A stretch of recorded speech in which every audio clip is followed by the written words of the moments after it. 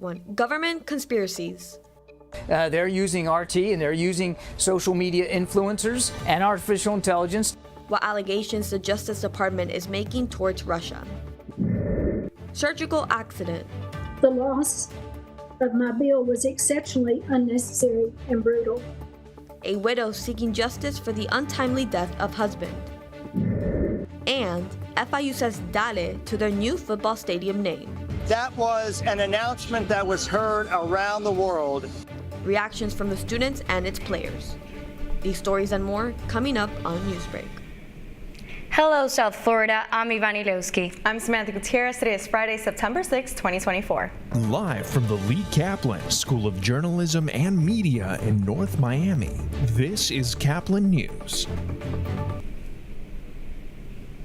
A second arrest following a high school tragedy. 2 family members are behind bars this morning after a deadly mass shooting at a school. Yesterday, officials in a rural county near Atlanta arrested a 54-year-old Colin Gray. He was taken into custody in connection to a deadly school shooting Wednesday at Appalachia High School. Back in May, the family responded to accusations that an online threat to school was allegedly made by the son. Have you heard anybody on Discord when you were using it say something like that? Do you remember? Like at that time? Yeah. I don't think so. I mean, I'm not trying to get anybody hemmed up, but like this is some serious stuff. Yeah, I know. Oh, he knows how serious it is, trust me. Because I'd hate to, my boss was even like, I don't know how old this information is, and if you want to wait till Monday to follow up, I was like, nah, I'd rather do it now, because so would we. Because God forbid something happened and I didn't do my job, I'd feel pretty bad about this. Colin Gray said to police that he gave the suspect Cole Gray the IR-15 style rifle used in the killings as a Christmas present.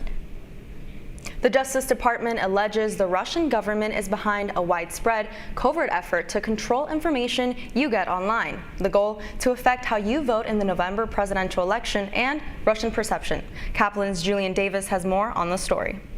They have become much more clever and sophisticated. The Biden administration says I don't know what happened there. AR and other issues through social media.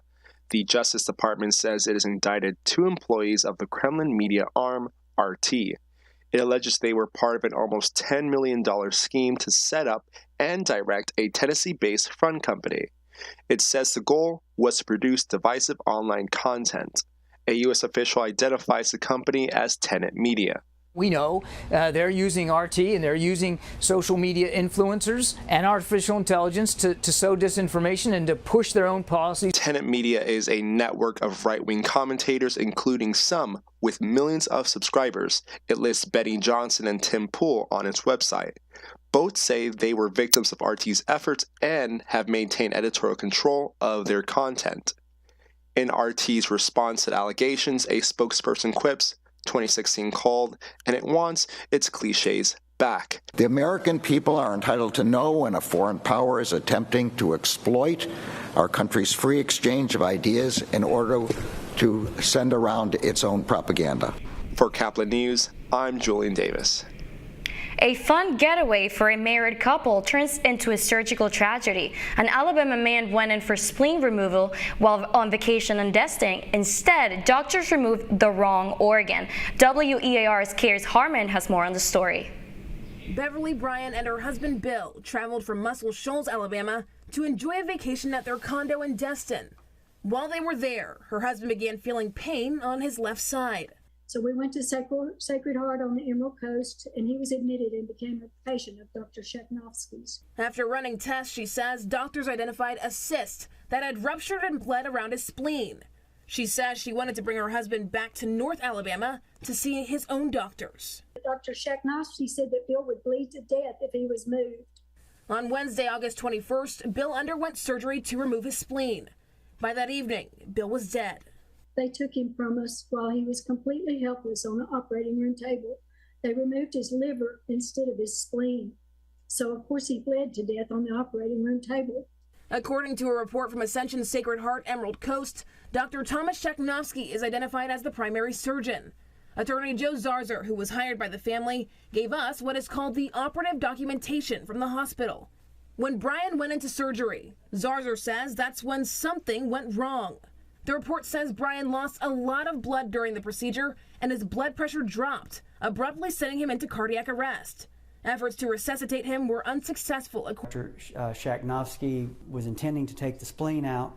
When the spleen was sent to pathology at the hospital, the pathologist at the hospital, after the procedure was over, said this is not a spleen, this is a liver.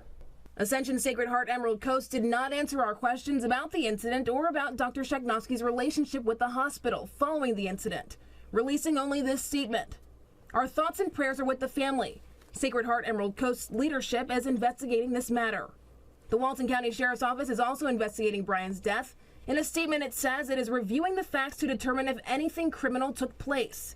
The agency also asking for the public's patience, as it says these cases are, quote, extremely complex and take time to investigate. Brian says her husband leaves behind 3 children and 8 grandchildren. She described him as honest, kind, and dependable, saying he deserves justice. Our family and community is devastated by what's happened, and we feel that it is our duty to spread awareness and warn others. That was WEAR's Cares Harmon reporting. The Bryan family plans to file a civil lawsuit. September is Baby Safety Month. This morning, we're sharing life-saving information every parent or caregiver should know, from choking hazards to protecting against illnesses like the common cold, RSV, and the flu. CNN's Mandy Gaither reports baby safety risks in your home you may be overlooking.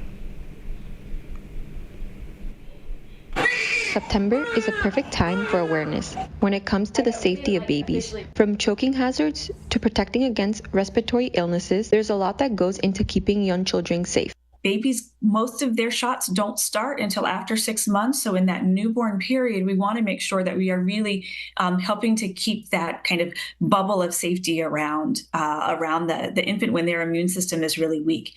Cleaning frequently used surfaces with soap and water, sanitizing regularly. Davis says using a cleaning solution or spray can kill most bacteria and viruses.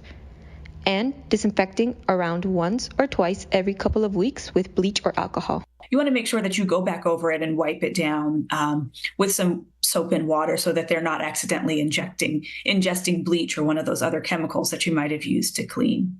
Davis says to rid homes of visible hazards that may tempt a toddler or crawling infant. That can be things like electrical outlets, vents where fingers can get stuck, or small items on the floor that can end up in a mouth. She says to also lock up cleaning supplies in cabinets and store potentially dangerous things like laundry pots in a place little hands can't get into. We want to make sure that we're doing the things like washing their hands after they've been out and playing and before they eat so they're not exposing themselves unnecessarily. For Caplin News, I'm Melissa Builder.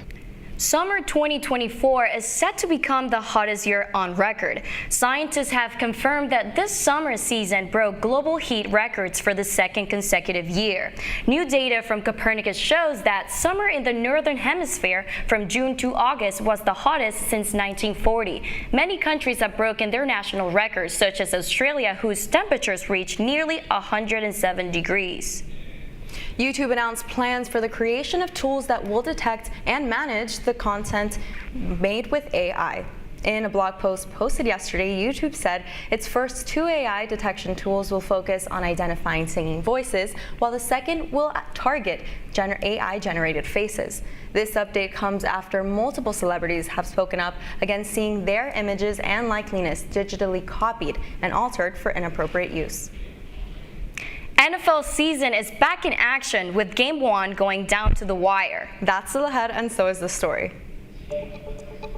I love Pitbull, 305 till I die, so I'm super excited. FIU's football team is ready to have the time of their lives at their newly named home. Newsbreak will be back in 2 minutes.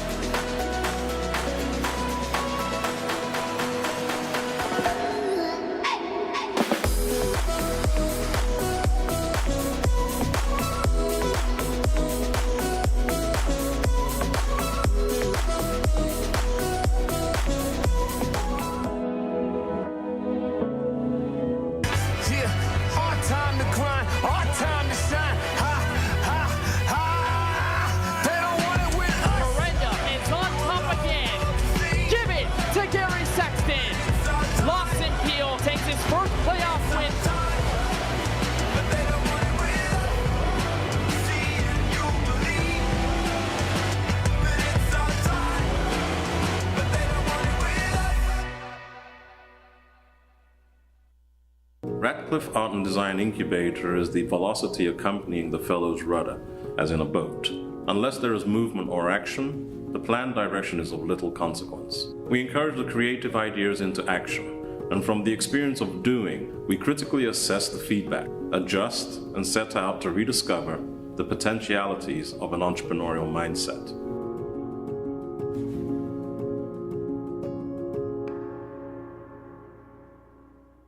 Stem is precise, no margin for error. Dare to forget that. Dare to have fun with it.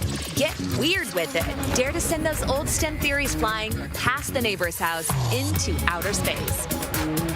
Dare to program something internet-breaking, record-breaking.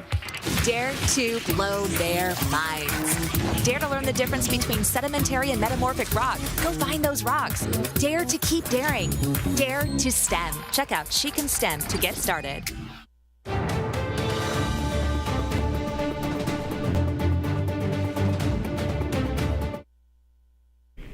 Mr. Worldwide Stadium getting ready for an epic start of the college football season. This morning, Pitbull Stadium is getting ready to make its debut on Gridiron tomorrow when the Panthers take on Central Michigan. Caplin's Anthony Cruz caught a glimpse of the field before kickoff. Before the FIU football team gets ready to rock the blue and gold for yet another year, new and current Panthers are getting on the field to witness the debut of Pitbull Stadium. This is always a very, very special night, an important tradition for all of our FIU Panthers. Not a single touchdown has yet to be thrown in between the walls of Pitbull Stadium.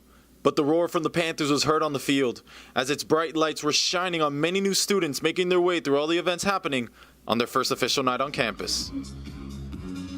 So as you can see, this event covers a lot of bases for incoming freshmen, as President Jessel said. Over there, as you saw, we had a lot of fun with the volleyball court. We have DJs over there, and then we have a lot of more essential stuff, like, the SGA government. We have Greek life over there, and we have just a lot of things for FIU students to get involved immediately. But staff, athletes, and students alike all had one thing on the top of their minds. Oh my God, being in Pitbull Stadium, that was an announcement that was heard around the world. The best possible naming we could have, and everybody loves it, and it's named after a wonderful individual that really supports education and students.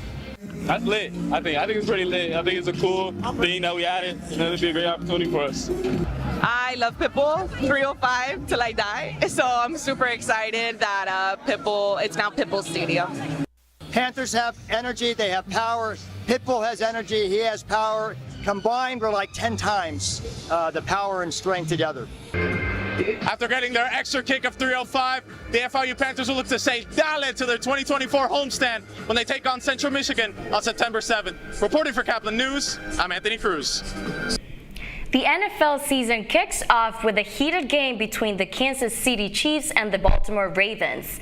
Thousands watched, including pop icon Taylor Swift, as the Chiefs held the lead for the majority of the game, with rookie Xavier Worthy scoring 2 touchdowns. It came down to the last play of the game, where Lamar Jackson found Isaiah Likely at the back of the end zone for a touchdown. However, replays show Likely's toe was out of bounds, reversing the call. The final score was Chiefs 27, Ravens 20.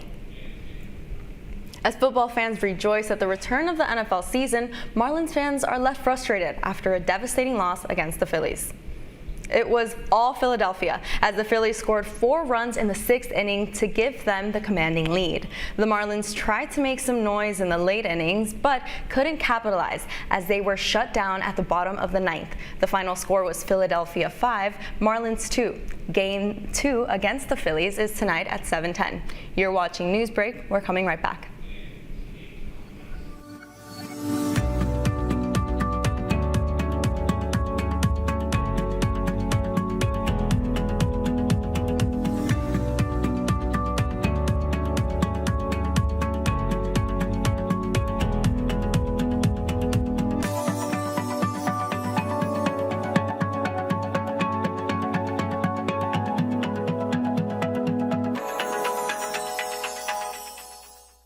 See us dream. See us remember. See us protest. You matter. Your feelings matter. Your identity matters. Everything about who you are matters. See us fight back. See us rebuild. See us shatter stereotypes. See us inspire. See us united. See us now. There are 16 million children struggling with hunger in America. That's 1 in 5 daughters, sons, neighbors, and classmates who don't know where their next meal is coming from. Yet billions of pounds of good food go to waste every year. It's time we do something about it.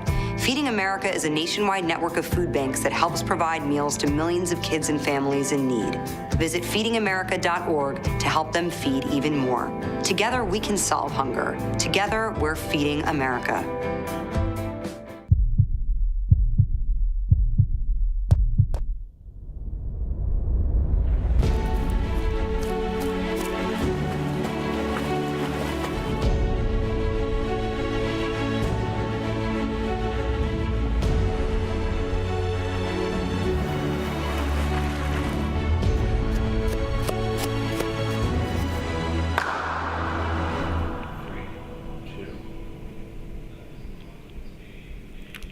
That's all the time we have for Newsbreak. I'm Samantha Gutierrez. I'm Ivani Lewski. Get more news anytime at caplinnews.fau.edu.